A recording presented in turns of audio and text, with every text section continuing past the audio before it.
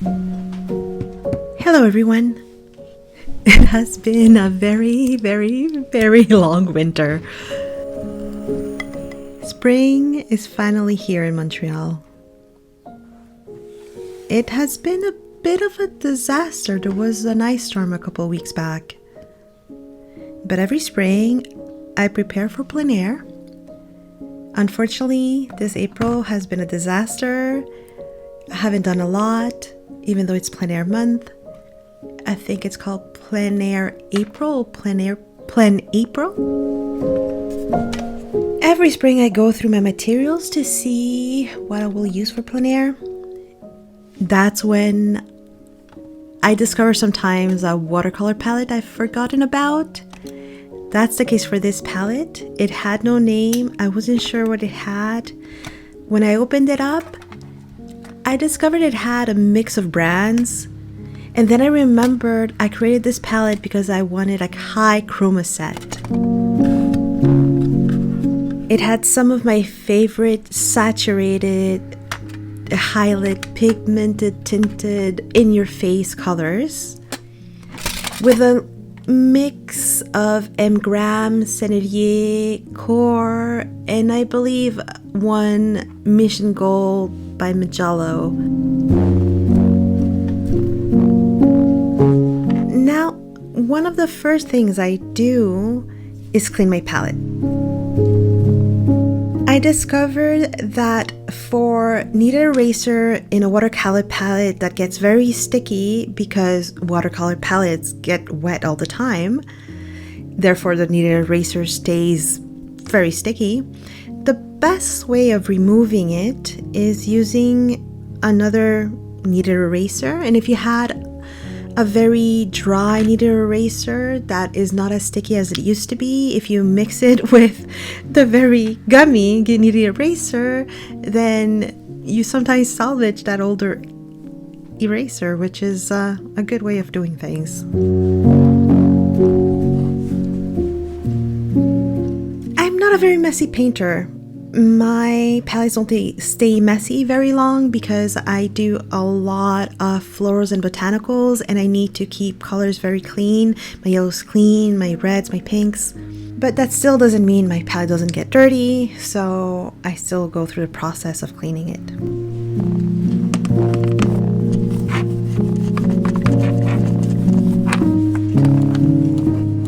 I usually don't need to bring my palettes to the sink. I just need a little bit of water and a few paper towels. Maybe sometimes I'll use a sponge or a cloth. As I go along, I keep my area clean. You have to keep your surface area clean as you go. Watercolors can get really messy. And if you get some staining pigments on your desk, that could mean disaster and can be very difficult to remove.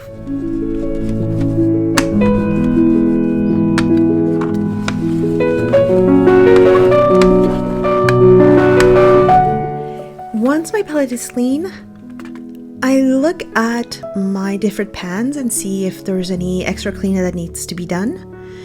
In this case, a couple of my Diospis paints had dried out enough that they pulled off the sides and fell out. In my case, I only use a little bit of water and I can stick them back in. Because I created this palette a few years back, maybe 4 years ago, and I haven't used it in maybe a couple of years, I couldn't remember the colors that I put in. So I had to remove all the pans, not only to clean, but also to remember what pigments and colors I was using and what brands I had chosen. Because I really did like the order in which my pans were, I had to be careful to keep the same order as I was removing them. So as I removed them, I placed them all so I could put them back in the same order.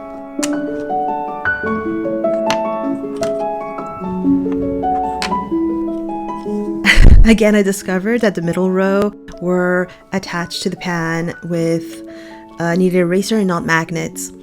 Sometimes I use magnets.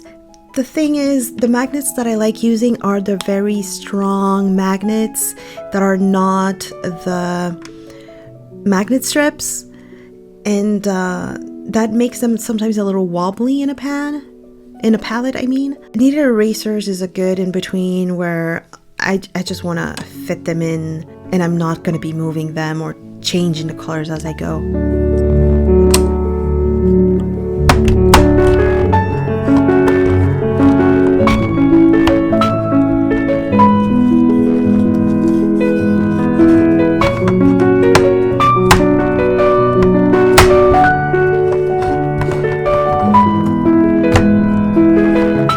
As you can see, the middle part really wasn't that dirty. As I said, I'm not a messy painter.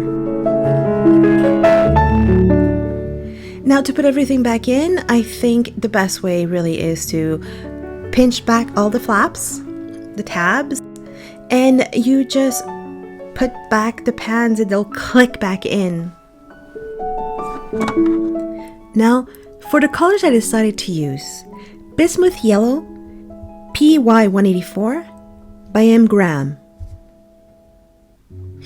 I realized I really like the M. Grahams and the Sennelier for the yellows. Cadmium Yellow Light, PY35 by Sennelier.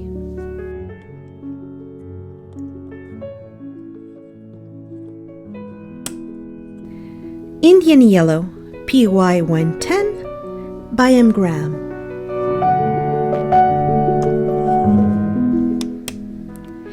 Pyrrol Orange, PO78 by Daniel Smith.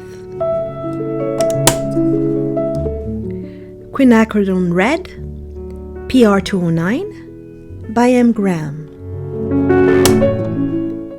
Quinacridone Rose, PV19 by M. Graham. Permanent Alizarin Crimson, PR264 by M. Graham. This is the only Mijello Mission Gold watercolor in the set. Permanent Magenta, PR122.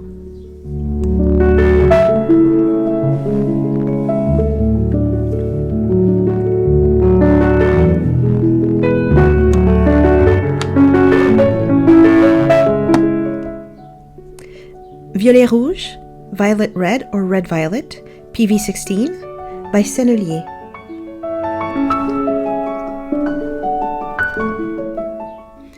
My very favorite blue of all time, Anthracnone Blue, PB60 by M. Graham.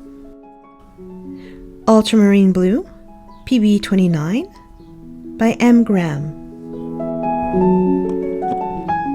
Cerulean Blue Deep, PB36 by M. Graham.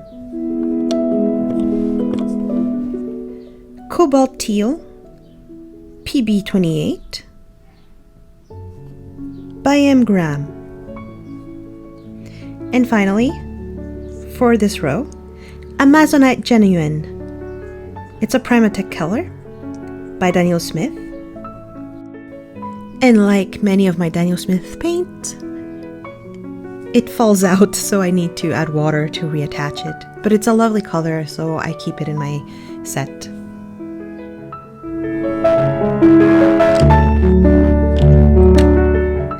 Pyrroline Green, PBK31, Daniel Smith.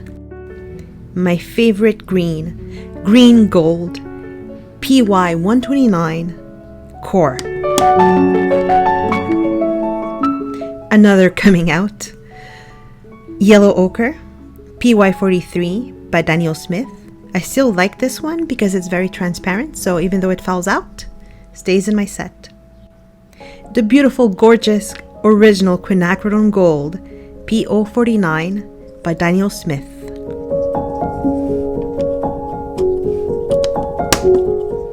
A Primatech color by Daniel Smith, Sedona Genuine. This one also pops back out.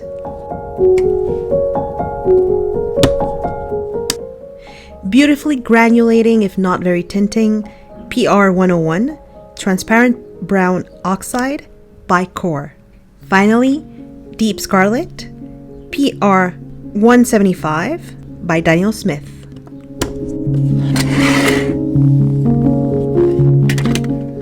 I like using the additional trays for more colors.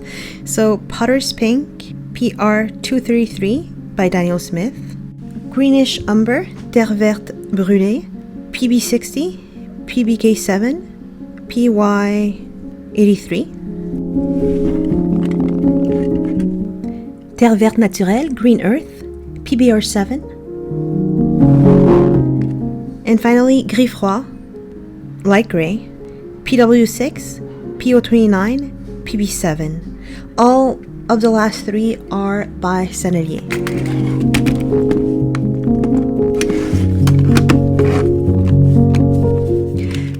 Because I've added the additional pans, the palette doesn't close quite as well, but then again, I just need to put an elastic, and I think it's still a good habit even when everything fits, because some palettes have a tendency to open up, and this keeps it nice and tidy.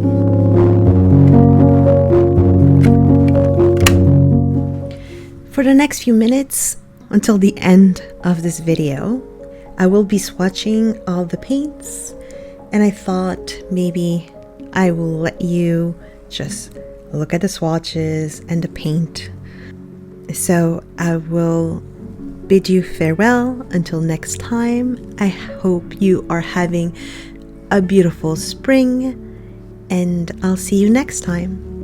Ciao!